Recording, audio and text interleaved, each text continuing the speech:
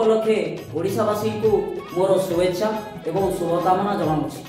आम चैनल तरफ मो तरफ मोर ओडिशावासी रिपोर्टर भाई बंधु मानक एवं विभिन्न गणमाध्यम ओनर मानक मो चैनल तरफ मो तरफ शुभेच्छा एवं शुभकामना जनाऊँगी एवं नमस्कार जनाऊँगी।